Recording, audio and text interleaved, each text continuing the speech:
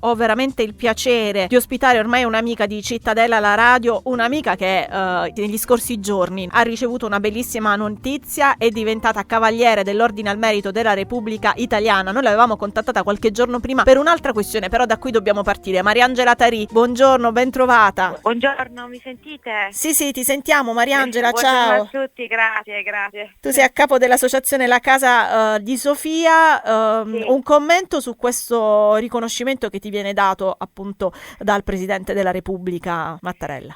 Sì, la prima cosa che mi viene in mente è incredulità. Immagino. Cioè, Come l'hai perché saputo? Io l'ho saputo un attimo prima di tutti gli altri, perché mi hanno telefonato, io per 2 o 3 volte ho risposto: ma è uno scherzo? È uno scherzo? E l'ho saputo così, mi hanno detto no, il Presidente Mattarella è molto attento a queste questioni, quindi ha scelto lei. E io di nuovo: è uno scherzo? E dopo l'ho letto sui giornali. È bellissimo, è un riconoscimento importante perché riguarda tutta una categoria di persone che io rappresento, che sono i caregiver familiari, no? E quindi è bello sentire che sei sulla strada giusta, che stai percorrendo il che ti porterà da qualche parte, no? Perché certe volte pensi: ma starò facendo bene, è giusto quello che dico, è giusto quello che scrivo, e invece no, sono sul sentiero Giusto. che mi porterà da qualche parte. Sì.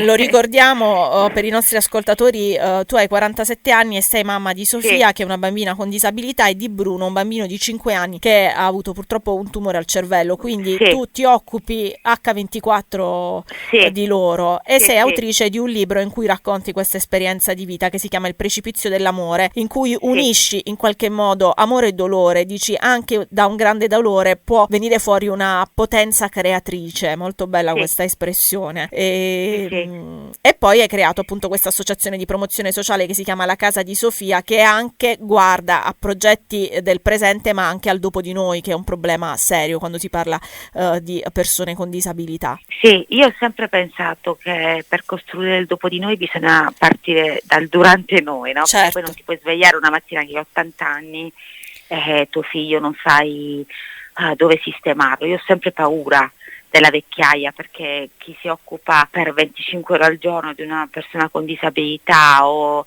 di qualsiasi tipo di disabilità, comunque ti mette davanti una difficoltà che è quella di pensare di lasciarlo in altre mani, perché è un atto della cura che tu fai, impari sul campo, nessuno te lo spiega, e quindi l'idea di lasciarlo a chi magari non ha la stessa cura, la stessa compassione ti fa paura.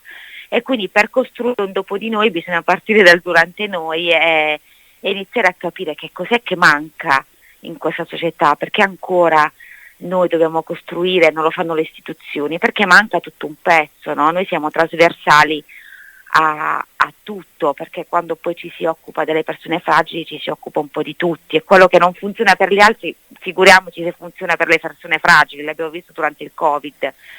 E quindi ci occupiamo di restituire ai bambini, ai ragazzi quello che manca, che è lo stare insieme agli altri, lo sport, il gioco.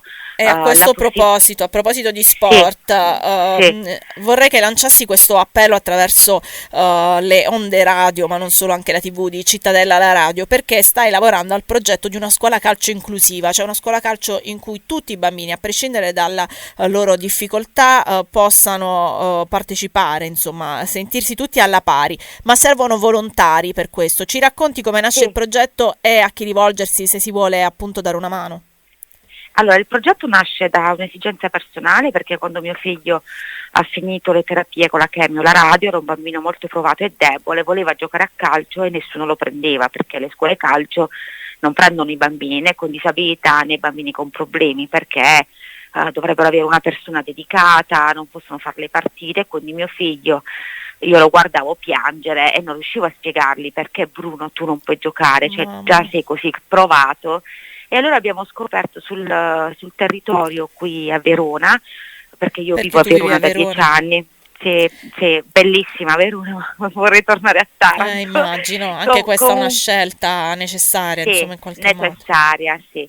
E ho scoperto la scuola Insuperabili, che è una vera e propria scuola calcio, cioè non è un posto dove ci si incontra e basta, no, loro proprio usano il calcio per riabilitare i bambini, quindi invece di andare continuamente in centri riabilitativi dove dopo un po' ti senti isolato dal mondo, loro usano il calcio e lo usano attraverso professionisti che si sono formati. È un'idea che nasce dalla nazionale calcio, da Chiellini, e quindi è un progetto enorme che ha anche un costo, perché portarlo sul territorio tarantino ha un costo per la Casa di Sofia, perché la formazione la stiamo praticamente pagando noi, no? Con tutti, grazie a voi che donate.